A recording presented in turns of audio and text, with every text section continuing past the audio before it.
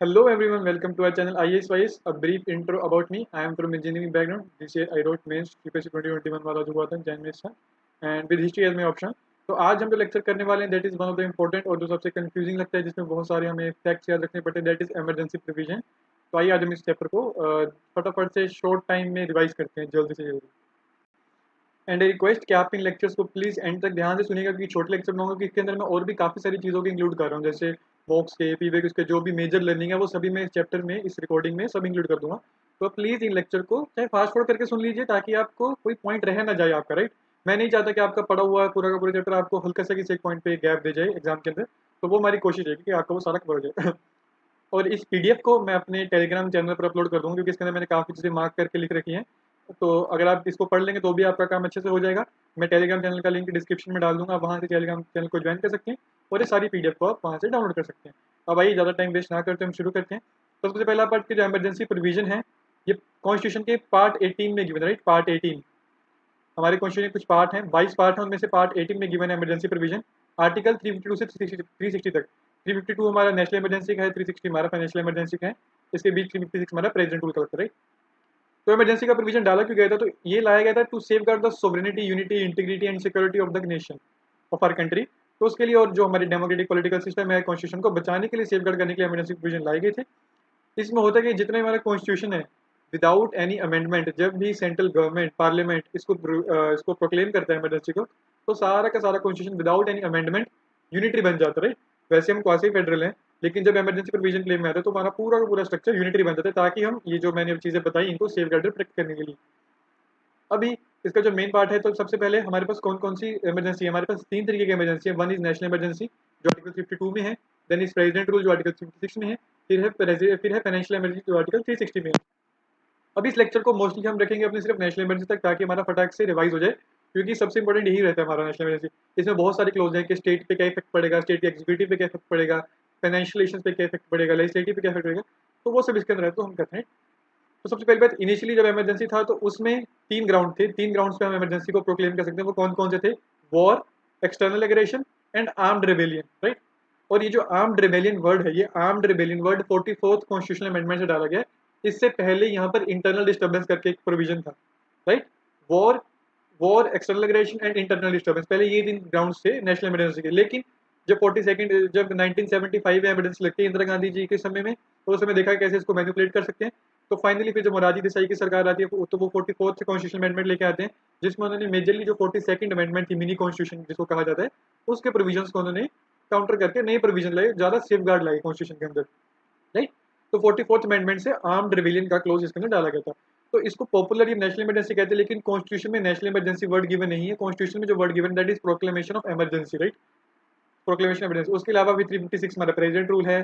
तो उसके बाद फिर फाइनेंशियल इमरजेंसी का 360 जो अब तक कभी भी इम्पोज नहीं किया गया. अब हम बात करते हैं नेशनल इमरजेंसी की. तो कौन कौन से ग्राउंड है इसके? आर्टिकल 352 हमने देख लिया. इसके ग्राउंड कौन कौन से हैं? वॉर है, एक्सटर्नल एग्रेशन, आर्म्ड रिविलियन. सिर्फ और सिर्फ यही तीन ग्राउंड है और इसमें भी प्रेसिडेंट इसको प्रोक्लेम करता है. इसमें हम देखें तो national emergency even before the actual तो या तो अभी वॉर हुआ है या वॉर होने वाला अगर इसकी पॉसिबिलिटी है, एक्सटर्नल एग्रेशन की पॉसिबिलिटी है, नहीं हुआ तो भी इसको प्रेसिडेंट प्रोक्लेम कर सकते हैं अगर वो सेटिस्फाई हो जाए कि इमीडिएट डेंजर प्रेजेंट है. राइट, उसके बाद जो मेन क्या है जो हमारा प्रोक्लेमेशन ऑफ नेशनल इमरजेंसी है या तो वो पूरी कंट्री पे हो सकता है या फिर किसी एक पार्ट पर भी कंट्री का अप्लाई हो सकता है. राइट, जो प्रोक्लेमेशन नेशनल इमरजेंसी का that may be applicable to entire country और only a part of it. तो ये आप ध्यान से याद कर लीजिए.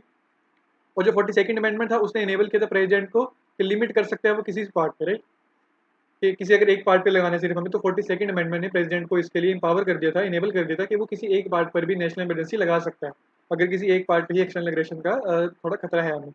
उसके अलावा अगर हम बात करें तो जो 44th कॉन्स्टिट्यूशनल अमेंडमेंट था 44th कॉन्स्टिट्यूशनल अमेंडमेंट से रिटन कंसेंट ऑफ कैबिनेट का प्रोविजन डाला गया था. इससे पहले जब 75 में इमरजेंसी लगेगी तो उसमें कहा गया था कि उसमें कैबिनेट को कॉन्फिडेंस में नहीं लिया था प्राइम मिनिस्टर इंदिरा गांधी ने. तो उसके बाद जब 44th अमेंडमेंट हुआ तो उसके अंदर ये प्रोविजन डाला गया कि जो प्रेसिडेंट है जब भी वो नेशनल इमरजेंसी प्रोक्लेम करेंगे तो उनको रिटन कंसेंट चाहिए होगा कैबिनेट का. अभी कैबिनेट में क्या क्या आता है? प्राइम मिनिस्टर आता है और जो भी उनके कैबिनेट रहेंगे काउंसिल मेंबर्स आते हैं. तो वो कैबिनेट इसको रिटर्न में इंस्ट्रक्शन देगा प्रेसिडेंट को और जब कंसेंट देंगे तभी प्रेसिडेंट उसको लगा सकते हैं.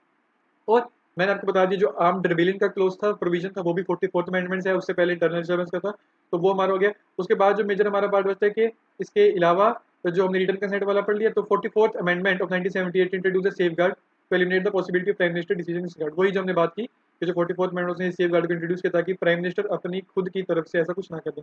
और उसके अलावा जो 38th अमेंडमेंट था 1975 में, उसने इमरजेंसी को जुडिशियल रिव्यू से बाहर रख दिया था कि इस पे आप जुडिशियल रिव्यू नहीं कर, चैलेंज नहीं कर सकते। लेकिन अगेन फिर 44th अमेंडमेंट ने इसको जुडिशरी के रिव्यू के अंदर डाला गया, राइट। इसको जुडिशियल रिव्यू से पहले इम्यून था, लेकिन 44th ने इसको ओपन कर दिया जुडिशियल रिव्यू के लिए भी। इसमें फिर मिनर्वा मिल केस ने इसको और प्रोक्लेम करके इसको और स्ट्रेंथन कर दिया इस प्रोविजन का हमारे। तो अब national emergency can be challenge in court अगर लगे कि वो मेलाफाइड या एब्सर्ड ग्राउंड्स पर, राइट। तो ये हम कर सकते हैं। उसके अलावा हम बात करेंगे पार्लियामेंट्री अप्रूवल या ड्यूरेशन की। तो अब देखिए नेशनल इमरजेंसी बहुत बड़े लेवल की बात है, बहुत बड़े खतरे की बात है, तो इसको ज़्यादा देर तक हम यूं ही चलने नहीं दे सकते, राइट। तो उसके इसमें प्रोविजन है कि इसको 1 महीने के अंदर अंदर पार्लियामेंट से अप्रूवल लेना पड़ेगा, और वो अप्रूवल स्पेशल मेजोरिटी होना चाहिए। स्पेशल मेजोरिटी है 2/3 ऑफ द मेजोरिटी, और उसके बाद 50% ऑफ द वोटिंग जो प्रेजेंट है उस दिन, right. 50% of the house and 2/3 of the present voting. तो वो हमारा स्पेशल मेजोरिटी होता है कि 50% तो मिनिमम होना ही चाहिए। उसके अलावा जितने लोग वोट कर रहे हैं उसका 2/3 भी होना चाहिए, राइट। तो ये हमारा स्पेशल मेजोरिटी है। अप्रूवल के लिए कौन सा भी चाहिए? Special majority. और दोनों हाउसेज में स्पेशल मेजोरिटी चाहिए, लोकसभा में भी स्पेशल मेजोरिटी चाहिए, राज्यसभा में भी इसका हमें स्पेशल मेजोरिटी चाहिए। इंट्रोड्यूस कहीं पर भी हो सकता है इसका जो रेजोल्यूशन, राइट। उसके अलावा अगर मान लीजिए जब ये रेजोल्यूशन डाला गया पार्लियामेंट में, उसके दौरान या लोकसभा डिसोल्व हो जाए या उससे पहले डिसोल्व हो जाए, तो उसमें एक प्रोविजन है। तो उसके टाइम बिंग में क्या राज्यसभा परमानेंट हाउस है, राज्यसभा तो उसको कंटिन्यू कर देगा, अप्रूवल दे देगा। लेकिन जब भी कभी नया लोकसभा बनेगा, तो उसको 30 दिन के बीच बीच जब उसका पहला सीटिंग होगा, उससे लेकर 30 डेज की ड्यूरेशन में उसको भी अप्रूवल देना पड़ेगा स्पेशल मेजोरिटी से इस नेशनल इमरजेंसी को। अब जब मान लीजिए इसको अप्रूवल मिल गया पार्लियामेंट से, दोनों हाउसेज से, तो उसके बाद ये सिर्फ 6 महीने तक एप्लीकेबल रहेगी, राइट। 6 महीने तक एप्लीकेबल रहेगी। उसके बाद अगर इसको आपको दोबारा कंटिन्यू करना है, तो फिर से इसको पार्लियामेंट में डालना पड़ेगा, स्पेशल मेजोरिटी से दोनों हाउस अप्रूव करेंगे, देन वो फिर इंडेफिनिट टाइम के लिए एक्सटेंड कर सकते हैं। तो 6-6 महीने करके आप इंडेफिनिट टाइम के लिए कर सकते हैं। लेकिन जो हमारा प्रेजेंट रूल है, वो 1 साल करके आप एक्सटेंड कर सकते हैं, और वो मैक्सिमम 3 साल तक हो सकता है। लेकिन नेशनल इमरजेंसी वो इंडेफिनिट टाइम तक आप एक्सटेंड कर सकते हैं, लेकिन 6-6 महीने करके, ये आप ध्यान दीजिएगा, राइट। तो ये देख लिया कि इसके अप्रूवल के लिए हमें इसके अप्रूवल के लिए हमें स्पेशल मेजोरिटी का चाहिए होता है। और ये हमने देख लिया जी। अब उसके बाद अगर हम बात करें, अगर इसको रिवोक करना है, राइट, ये मैंने डाल दिया। Special majority for proclamation and continuation emergency है, ये 44th से डाला गया था, राइट। 44th कॉन्स्टिट्यूशनल अमेंडमेंट से ये स्पेशल मेजोरिटी वाला अप्रूवल डाला गया था। इससे पहले सिंपल मेजोरिटी से होता था, राइट। तो ये आप याद कर लीजिए, इससे पहले सिंपल मेजोरिटी से वो करता था, लेकिन 44th में सेफगार्ड को डाला गया। अब हम बात करते हैं रेवोकेशन और प्रोक्लेमेशन की। तो पहले 44th अमेंडमेंट से पहले क्या था, सिर्फ और सिर्फ प्रेसिडेंट ही इसको रिवोक कर सकते थे अगर करना चाहें, और उसमें उनको पार्लियामेंट का कोई अप्रूवल नहीं चाहिए रहता था। लेकिन जो 44th अमेंडमेंट था, इससे लोकसभा को भी इंपावर कर दिया गया कि अगर वो चाहे तो वो एक रेजोल्यूशन पास कर सकते हैं जिसमें वो डिसअप्रूवल दें कंटिन्यूएशन का, राइट। ये इसलिए डाला गया ताकि जो एग्जीक्यूटिव है वो अपनी एनआरकी ना फैला सके। तो जो लोकसभा है, जो एक हमारा लेजिस्लेटिव बॉडी है, वो एक रेजोल्यूशन पास करेगा डिसअप्रूव करने के लिए कि हमें अब इसको रिवोक करना चाहिए, और वो फिर उसको पास हो जाएगा, तो इमरजेंसी को हम रिवोक कर सकते हैं। इससे पहले लेकिन सिर्फ और सिर्फ जो हमारे प्रेसिडेंट थे वही कर सकते थे, and such a proclamation doesn't require parliamentary approval पहले, राइट। लेकिन अब अगर लोकसभा चाहे तो उसको कर सकती है। और उसके अलावा जो 44th अमेंडमेंट जिसकी हम बात कर रहे थे 1978, it also provided that when 1/10 of the total number of member of Lok Sabha, इसमें ध्यान दीजिए लोकसभा है, पार्लियामेंट या राज्यसभा नहीं है, राइट। तो अगर 1/10 मेंबर हमारी लोकसभा के रिटर्न नोटिस दे दे, या तो स्पीकर को, या अगर सेशन हाउस सेशन में ही है तो वो प्रेसिडेंट को दे देंगे, तो उसके बाद प्रेसिडेंट को या स्पीकर को 14 दिन के अंदर एक स्पेशल मीटिंग बैठानी पड़ेगी, जिसमें वो कंटिन्यूशन या डिसअप्रूवल की बात करेगी, राइट। जिसके बाद purpose of considering the resolution disapproving continuation, क्या उसको कंटिन्यू करना है, डिसअप्रूव करना है, तो वो सब बात करें। तो ये हमने सेफगार्ड देख लिया कौन कौन से 44 से डाले गए थे। इसके अलावा अगर हम बात करें, देखिए अब जो तो अप्रूवल है, अप्रूवल के लिए हमें स्पेशल मेजोरिटी चाहिए दोनों हाउसेज की, राइट। लेकिन जो रिवोकेशन है उसमें सिर्फ और सिर्फ हमें सिंपल मेजोरिटी चाहिए, सिर्फ लोकसभा की। रिवोक अगर कर देंगे तो उसमें लोकसभा उसको सिंपल मेजोरिटी से पास करेगा, लेकिन अगर अप्रूव करना होता है तो उसमें स्पेशल मेजोरिटी चाहिए होती है हमें। इसके अलावा अगर हमें कंटिन्यू या अप्रूवल करना है तो दोनों हाउसेज का अप्रूवल चलेगा, लेकिन अगर रिवोक करना है तो सिर्फ लोकसभा के पास ही पावर है, वो उसको रिवोक कर सकते हैं। अभी नेक्स्ट इफेक्ट क्या होता है नेशनल इमरजेंसी का सेंटर स्टेट रिलेशन पे, life of Lok Sabha and state assembly पे, and effect of fundamental right. तो सबसे पहले बात करते हैं सेंटर स्टेट रिलेशन की। अब देखिए इसके ग्राउंड कौन कौन से हैं, वॉर ग्राउंड है इसका, एक्सटर्नल एग्रेशन ग्राउंड है इसका, और हमारा आर्म्ड रिबेलियन ग्राउंड। अब देखिए स्टेट इसमें कुछ ऐसा नहीं हो रहा कि जिसमें स्टेट सेंटर की गाइडलाइन को डिफाई कर रहे हो। तो इसमें इस किसी भी केस में इसमें हमारा जो स्टेट का मशीनरी है, जो तो स्टेट का एग्जीक्यूटिव है, ना तो वो सस्पेंड होगा और ना ही जो उसका लेजिस्लेचर है वो सस्पेंड होगा, वो एज इट इज रहेंगे। लेकिन उनके ऊपर एक ओवर आर्किंग पावर आ जाएगी पार्लियामेंट की। ये सिर्फ ध्यान देने वाली बात है इसके अंदर, आप ध्यान दे लीजिए। नेशनल इमरजेंसी है तो स्टेट्स का इसमें कोई दोष नहीं है, राइट। इसको ऐसे याद कीजिए, स्टेट्स का कोई दोष नहीं है, क्योंकि वॉर एक्सटर्नल एग्रेशन जो भी है स्टेट्स इसमें कुछ डिफाइन नहीं कर रहे सेंटर की गाइडलाइन को, अगर वो हो तो प्रेसिडेंट रूल लग जाता है। तो उसमें फिर होता है कि जो एग्जीक्यूटिव हमारी डिसॉल्व हो जाती है, लेजिस्लेचर को हम सस्पेंड कर देते हैं कुछ समय के लिए। लेकिन इसके अंदर ना तो एग्जीक्यूटिव सस्पेंड होगी, आप ना तो एग्जीक्यूटिव आपकी वो होगी डिसॉल्व होगी, और ना ही आपकी लेजिस्लेचर डिसॉल्व होगी। इसमें सिर्फ वो सस्पेंड हो जाएंगे और पार्लियामेंट को ओवर आर्चिंग पावर मिल जाएगा स्टेट लेजिस्लेचर के ऊपर, राइट। तो अब हम आगे बढ़ते हैं। तो देखिए पहले एग्जीक्यूटिव पे क्या इफेक्ट होगा, तो इसमें क्या होगा, सेंटर के पास एक्सटेंड हो जाएंगी पावर स्टेट के। अब देखिए नॉर्मली नॉर्मली जो अपना सेंटर है वो हर एक चीज़ के लिए गाइडलाइन नहीं दे सकता स्टेट को, क्योंकि स्टेट की अपनी सब्जेक्ट लिस्ट है, सेंटर की अपनी सब्जेक्ट लिस्ट है, कॉन्करेंट लिस्ट है। लेकिन जब नेशनल इमरजेंसी होती है तो वो किसी भी मैटर पे स्टेट को एग्जीक्यूटिव गाइडलाइन दे सकता है, राइट। तो वो कर सकते हैं। उसके अलावा अगर हम बात करें तो इसमें स्टेट गवर्नमेंट को अंडर आ जाता है कंप्लीट कंट्रोल ऑफ सेंटर, दो दे आर नॉट सस्पेंडेड। जो स्टेट गवर्नमेंट्स हैं उनको सस्पेंड नहीं किया जाता नेशनल इमरजेंसी के दौरान, ये आप याद कर लीजिए। और वो सेंटर किसी भी एनी मैटर पे दे सकता है डायरेक्शन उनको, then state are not suspended. State government suspend नहीं होता है, सेंटर किसी भी उनको गाइडलाइंस दे सकता है, डायरेक्शन दे सकता है। अब हम बात करते हैं लेजिस्लेटिव भी सेम बात है। जो पार्लियामेंट है, parliament empowers to make law on any subject mention in state list. Otherwise वो स्टेट लिस्ट पे मैटर नहीं बना सकता अनटिल स्टेट उनको ना बोल दे। लेकिन जब इमरजेंसी रोल में है तो सेंटर किसी भी स्टेट लिस्ट के मुद्दे पर बना सकता है। और यहाँ इसके अलावा स्टेट लेजिस्लेचर सस्पेंड नहीं होती, स्टेट लेजिस्लेचर वहाँ पे एग्जिस्ट करती है, वो सस्पेंड नहीं होती। It is just overriding power मिल जाता है उनको स्टेट के ऊपर। और इस पीरियड के दौरान कोई भी बनाया लॉ सिर्फ और सिर्फ नेशनल इमरजेंसी के दौरान ही एग्जिस्टेंस में रहते हैं। जैसे ही नेशनल इमरजेंसी खत्म होती है तो जो जिस मुद्दे पर सेंटर ने लॉ बनाया था वो भी सीज हो जाता है, वो मुद्दा सीज हो जाता है। तो ये लिख रखा है, the law made by parliament on state subject during a national emergency become inoperative 6 month after the emergency has ceased to operate. जिस दिन के बाद से इमरजेंसी खत्म हो जाती है उसके 6 महीने के बाद जो वो प्रोविजन था वो खत्म हो जाता है, सीज हो जाता है वो प्रोविजन। और इसके दौरान जब इमरजेंसी है तो उस दौरान प्रेसिडेंट है वो स्टेट लिस्ट के मुद्दों पर भी ऑर्डिनेंस जारी कर सकते हैं। अभी सिर्फ सिर्फ यूनियन मुद्दों पर कर सकते हैं, लेकिन जब इमरजेंसी रोल में है तो स्टेट के मुद्दों पर भी जो प्रेसिडेंट है वो हमारे ऑर्डिनेंस इशू कर सकते हैं, राइट। इसके अलावा जो हमारा मेन है फाइनेंशियल में ये कि जितने भी जो ट्रांसफर है उनको प्रेसिडेंट होल्ड कर देते हैं फॉर द टाइमिंग, ताकि सेंटर के पास ज़्यादा रिसोर्स बच सकें। और जो भी हमारे फाइनेंस कमीशन के हमारे जो मॉडिफिकेशन थे उनको भी कुछ समय तक फाइनेंशियल के तहत उसको थोड़ी देर के लिए होल्ड पे कर दिया जाता है, जो भी ट्रांसफर होते हैं हमारे, राइट, स्टेट्स के लिए, ताकि सेंटर के पास अच्छा खासा रिसोर्स बचा रहे। Also every such order of president has to be laid before the both house of the parliament. तो वहाँ पर तो रखना पड़ेगा उसको कि अगर वो किसी पर रोक लगा रहे हैं ऐसे पे, या तो रिड्यूस कर रहे हैं या कैंसिल कर रहे हैं, तो उसको अप्रूवल चाहिए होगा पार्लियामेंट के बोथ हाउसेस का, राज्यसभा का, लोकसभा का। अब हम बात करते हैं कि लोकसभा और स्टेट असेंबली पे क्या इफेक्ट होता है। तो जब भी इमरजेंसी प्ले में है तो उस समय लोकसभा की लाइफ 1 साल तक एक्सटेंड हो जाती है। सिमिलरली जो स्टेट असेंबली है उसकी भी एक्सटेंड हो जाती है। Again however this extension can't continue beyond the period of 6 month after the emergency has ceased to operate. जब इमरजेंसी खत्म हो चुकी है उसके 6 महीने के बाद तक इसको आप इसकी लाइफ को एक्सटेंड नहीं कर सकते, राइट। जब इमरजेंसी प्ले में है तो आप 1 साल तक कर सकते हैं, लेकिन जैसे इमरजेंसी खत्म होती है तो उसके बाद 6 महीने के बीच बीच आपको वो लाइफ एंड करनी होगी और न्यू इलेक्शन आपको होल्ड करने होंगे उसके बाद। अब सबसे इंपॉर्टेंट है इफेक्ट ऑन फंडामेंटल राइट्स। तो इसमें याद करिए एक तो है 358 और एक है 359। जो 358 है that is only restricted to article 19, और जो 359 है वो अदर जितने भी 19 के अलावा जितने भी हैं उसको। अब पहले 358 की बात करते हैं। तो 358 बात करता है suspension of fundamental right under article 19। अब इसमें भी देखिए हमारे पास इमरजेंसी के 3 ग्राउंड है, वॉर है, एक्सटर्नल एग्रेशन, इंटरनल डिफेंस है। तो सिर्फ और सिर्फ जब नेशनल इमरजेंसी वॉर और एक्सटर्नल एग्रेशन के ग्राउंड पर अप्रूव की जाएगी, सिर्फ उन्हीं केसेस में आर्टिकल 19 के जो हमारे फंडामेंटल राइट उनको सस्पेंड किया जाएगा। अगर नेशनल इमरजेंसी हमारी आर्म्ड रिबिलियन के उस पर की जाती है तो 19 रिवोक नहीं होगा, ये आप ध्यान दे लीजिए। अगर वॉर और एक्सटर्नल एग्रेशन है तभी सिर्फ 19 रिवोक होगा, अदर देन दैट 19 रिवोक नहीं होगा हमारा। मैं उसको पढ़ भी देता हूँ आपको। और सबसे बड़ी बात, जैसे ही इमरजेंसी प्ले में आएगी जो आर्टिकल 19 है वो ऑटोमेटिकली सस्पेंड हो जाएगा, राइट, ऑटोमेटिकली सस्पेंड हो जाएगा। लेकिन सिर्फ और सिर्फ अगर हमारा वॉर के केस में और एक्सटर्नल एग्रेशन के केस में, यहाँ पे मेंशन भी होगा, मैं आपको दिखा देता हूँ, राइट। तो यहाँ पर ये मेंशन है, लेकिन आप पढ़ेंगे तो भी याद, लेकिन मैंने बोल दिया तो वो भी आपको याद रखने वाली बात है कि सिर्फ इन्हीं 2 ग्राउंड्स पे आपको ये करना पड़ेगा।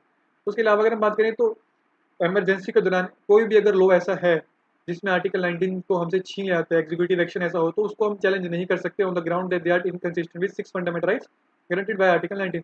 तो उस समय अगर कोई एग्जीक्यूटिव ऐसा एक्शन लेता है जो इनकंसिस्टेंट है आर्टिकल 19 से, तो उसको आप चैलेंज नहीं कर सकते। सिमिलरली अगर कोई ऐसा लॉ बनाया जाता है पार्लियामेंट के द्वारा जो आर्टिकल 19 से इनकंसिस्टेंट है, सिर्फ आर्टिकल 19 से इनकंसिस्टेंट है, तो आप उसको भी चैलेंज नहीं कर सकते कोर्ट के बाद। लेकिन जैसे ही इमरजेंसी खत्म होगी, खत्म हो जाएगी, तो आर्टिकल 19 ऑटोमेटिकली रिवाइव हो जाएगा, राइट, ये सब चीज़ें। लेकिन जो 44th जितने भी सेफ गार्ड ऐड हुए हैं वो 44th अमेंडमेंट से ऐड हुए हैं। तो 44th अमेंडमेंट ने कैसे रिस्ट्रिक्ट कर दिया कि जो आर्टिकल 19 है वो सस्पेंड होगा only when the national emergency is on the ground of war and external aggression, not on the ground of armed rebellion. अगर एक्सटर्नल एग्रेशन और वॉर के ग्राउंड पे लगाया गया इमरजेंसी तो वो रिवोक हो जाएगा, तो वो ऑटोमेटिकली सस्पेंड हो जाएगा। अदर देन दैट अगर आर्म्ड रिबेलियन तो वो सस्पेंड नहीं होगा। उसके अलावा जो सेकंड एक सेफगार्ड ऐड किया गया था तो वो था कि इस इमरजेंसी में सिर्फ और सिर्फ उन्हीं को आप चैलेंज नहीं कर सकते जो प्रोटेक्टेड है सिर्फ आर्टिकल 19 के अंडर। उसके अलावा अगर कोई भी action legislative executive action legislative action लिया जाता है तो उसको आप चैलेंज कर सकते हैं, वो प्रोटेक्टेड नहीं। अब इसके बाद अगर बात करें suspension of fundamental rights under article 359, तो 359 में आर्टिकल्स हमारे फंडामेंटल राइट सस्पेंड नहीं होते, उनका जो एनफोर्समेंट है, जो हम कोर्ट में जाकर उनको एनफोर्स करवाते हैं रेमेडी के तहत आर्टिकल 32 के तहत या 226 के तहत, तो वो एनफोर्समेंट उसका सस्पेंड होगा। राइट, आपके आर्टिकल सस्पेंड नहीं होंगे, उनका जो एनफोर्समेंट है वो सस्पेंड हो जाता है। और उसमें भी आर्टिकल 20 और 21 को आप रिपील नहीं कर सकते। आर्टिकल 20 एंड 21 पावर में रहता है। इसके अलावा जितने भी फंडामेंटल राइट है आप उनको उनका इन्फोर्समेंट सस्पेंड कर सकते हैं। और इसमें सबसे बड़ी बात, इसमें ऑटोमेटिकली सारे के सारे फंडामेंटल राइट सस्पेंड नहीं होते। इसमें जो प्रेसिडेंशियल ऑर्डर में प्रेसिडेंट लिखेंगे कि ये दिस एंड दैट आर्टिकल को हम रिवोक कर रहे हैं फॉर द टाइमिंग, सिर्फ और सिर्फ वही आर्टिकल हमारे रिवोक होते हैं। राइट, 2021 को तो आप हाथ भी नहीं लगा सकते, 20 जो हमारा अरेस्ट के अगेंस्ट प्रोटेक्शन और 21 राइट टू लाइफ। इसके अलावा अगर कोई आर्टिकल को पर्टिकुलरली मेंशन करते हैं प्रेसिडेंट अपने उस प्रेसिडेंशियल ऑर्डर में, तभी और तभी सिर्फ उसका जो इन्फोर्समेंट है वो सस्पेंड होगा। राइट, ये हमारे लिए मेन था। और अगर इसके अलावा भी कोई अगर उनको ले करना है तो उसके लिए भी पार्लियामेंट को उनको अप्रूवल चाहिए होगा। मतलब जो भी उनको उसको रिवोक करना है जिस भी आर्टिकल को, उसको स्पेसिफिकली मेंशन करना पड़ेगा। उसके अलावा अगर हम बात करें तो इन जो भी आर्टिकल उसमें मेंशन है प्रेसिडेंशियल ऑर्डर में, अगर उसके खिलाफ कोई एग्जीक्यूटिव एक्शन या कोई लेजिस्लेटिव एक्शन लॉ बनता है तो उसको आप कोर्ट में चैलेंज नहीं कर सकते, सिर्फ और सिर्फ अगर वो इमरजेंसी से रिलेटेड है। राइट, तो उसके पास आपके पास कोई रेमेडी नहीं बचती। तो ये हमने कर लिया। और जो 44th अमेंडमेंट था 1978 का, उसने रिस्ट्रिक्ट किया आर्टिकल 359 को दो वे में। पहला क्या था, president can't suspend the right to move to the court for the enforcement of fundamental right 2021। जो 2021 की बात की 44th अमेंडमेंट से ये प्रोविजन डाला गया था कि प्रेसिडेंट कभी भी 20 और 21 की उसको इन्फोर्समेंट को रिपील नहीं कर सकते। राइट, जन बात करें 2021 को, उसकी इन्फोर्समेंट को रिपील नहीं कर सकते। और उसके वो 20 वो देख लीजिए 20 कौन सा है, 20 है हमारा 20 है हमारा जो प्रोटेक्शन है in respect of conviction offences, और 21 है हमारा राइट टू लाइफ। अब देखते हैं डिस्टिंक्शन बिटवीन आर्टिकल 50 52। तो 358 is confined to only article 19 only, और जो 359 है that is to all those fundamental rights whose enforcement is suspended by presidential order. Again जो नेक्स्ट है वो है 358 में क्या ऑटोमेटिकली सस्पेंड हो जाएगा 50 आर्टिकल 19, लेकिन 59 में क्या प्रेसिडेंट जिन जिनको स्पेसिफाई करेंगे सिर्फ वही के वही होंगे हमारे उसके अंदर कैंसर। फिर 358 की बात करें तो ये only in case of external emergency. Right, अगर एक्सटर्नल इमरजेंसी हो वॉर या एग्रेशन के केस में, एक्सटर्नल एग्रेशन केस में तभी वो रिवोक होगा। लेकिन जो हमारा 359 है वो सभी केसेस, एक्सटर्नल एग्रेशन हो, वॉर हो, आर्म्ड हो, तीनों केस में उसको रिपील कर देगा। फिर नेक्स्ट है जो आर्टिकल 358 है वो सस्पेंड करता है सिर्फ 19 के अंदर for entire duration of emergency. जब तक इमरजेंसी रहेगी तब तक 19 आपका सस्पेंड रहेगा। लेकिन लेकिन जो हमारा 359 है उसके अंदर सिर्फ इमरजेंसी की ड्यूरेशन या उसके shorter period. Right, entire duration of emergency और शॉर्टर पीरियड है 359 के लिए, और 358 है एंटायर ड्यूरेशन ऑफ इमरजेंसी। तो ये इंपॉर्टेंट क्वेश्चन बनता है, तभी मैंने इसको मार्क करा था यहाँ पे। फिर 358 है, 358 extend to entire country. Entire emergency period था वैसे एंटायर कंट्री, लेकिन 359 किसी या तो पूरे कंट्री के लिए या किसी एक पार्ट के लिए हो सकता है हमारा 359। फिर नेक्स्ट जो 358 है सस्पेंड आर्टिकल 19 कंप्लीटली। वो आर्टिकल 19 कंप्लीट जो 6 के 6 रेड 19 के अंदर वो सबको कर देगा। लेकिन जो 359 है वो सस्पेंशन 20 और 21 के इन्फोर्समेंट का नहीं करता, तो ये डिफरेंस बन जाता है। उसके बाद जो 358 है that enables the state to make any law and take any executive action जो फंडामेंटल राइट के अंदर है हमारा 19 के साथ इनकंसिस्टेंट हो। लेकिन आर्टिकल 59 है वो सबके साथ नहीं कर सकते, सिर्फ और सिर्फ जो मेंशन है प्रेसिडेंशियल ऑर्डर बनी के साथ कर सकते हैं। अब इमरजेंसी कितनी बार लगाई गई, तो इमरजेंसी हमारी कंट्री में 3 बार लगी है, 62 में, 71 में, 75 में। जो 62 और 71 में लगी थी ये लगी थी हमारी एक्सटर्नल अग्रेशन, जब 62 में इंडो चाइना वॉर हुआ, और 71 में हमारा इंडो पाक वॉर हुआ, तब एक्सटर्नल अग्रेशन और वॉर के बेस पे लगी थी। और जो 75 में लगी थी वो लगी थी हमारी इंटरनल डिस्टर्बेंस, इंदिरा गांधी ने लगाया था, जो आर्म रिबेलियन 44th अमेंडमेंट से डाला गया। तो ये था हमारा आज का जो लेक्चर था इमरजेंसी पे। इसमें हमने इसको मोस्टली जो रखा वो रखा नेशनल इमरजेंसी तक, जो कि काफ़ी फैक्चुअल और वो माना जाता है। इसमें आई होप आपके सारे डाउट क्लियर हो गए हों। और जितनी भी मेरी मेजर लर्निंग थी वो मैंने सारी इसके अंदर लिखी हुई है साइड पे, तो आप उनको देख लीजिएगा, जो जो उनसे इंपॉर्टेंट है उनको मैंने स्टार मार्क कर दिया है। अब उनको ध्यान से जरूर पड़ेगा, टेलीग्राम चैनल पे मैं इसको अपलोड कर दूंगा।